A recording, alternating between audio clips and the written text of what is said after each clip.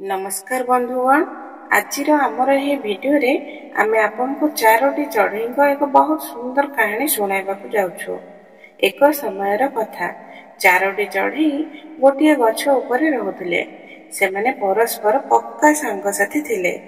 कार्तिक मास आरंभ हेबा पूर्वरु गोटे चढ़ई दुई जण महिला को कथबार्ता करुथवा सुनिथिला।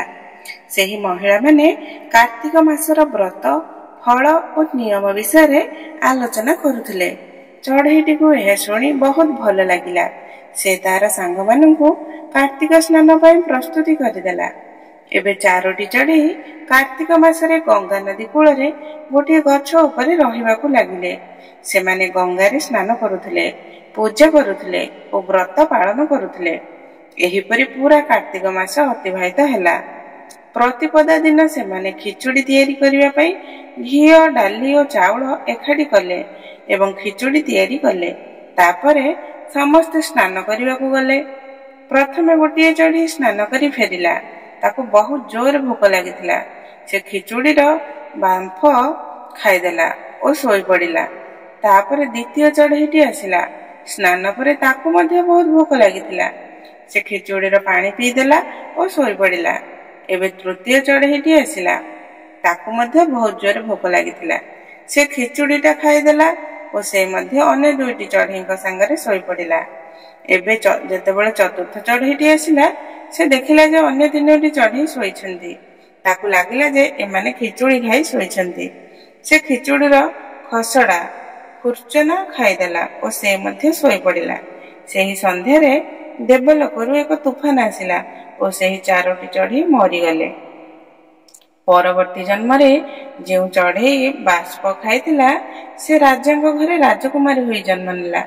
जो चढ़ई खिचुड़ीर पानी पीथिला, से कुंभार घरे जन्म नेला। जो चढ़ई खिचुड़ी खाइथिला, से ब्राह्मण घरे जन्म नेला। और जो चढ़ई खुर्चन खाइथिला, से राजांक घरे हातिणी होई जन्म नेला। कुंभारर झियो राजांक महलर दासी थिला। से ब्राह्मणर झियो राजकुमारीर सांग साथी थिला। राजकुमारी को तांकर पूर्व जन्मर सबु कथा मने थिला। राजकुमारीर विवाह हैला। जेतेबेले से विदा हैला, से राजा को कहिला, मु मोर सांग साथी और दासी को मो सांगरे नै जिबी। राजा कहिले ठीक अछि। राजकुमारी आ कहिला, मु हे हातिणी को मध्य सांगरे नै जिबी। राजा सैनिक माननकु कहिले, हातिणी को आण। किंतु हातिणी उठिला नाही। तेबे राजकुमारी हातिणीर कान पाखकु जाई तार पूर्व जन्मर समस्त कथा कहला। तेणु हातिणी तुरंत उठी छिड़ा हैला। यह देखि राजकुमार जे राजकुमारी को विवाह करिबाकु आसीथिले, से कहला, तुमे एहर कानरे कोन कहला जे एह तुरंत उठी छिड़ा हैला? मते कुह, तुमे किए? राजकुमारी राजकुमार को तार पूर्व जन्मर समस्त कथा कहिदेला।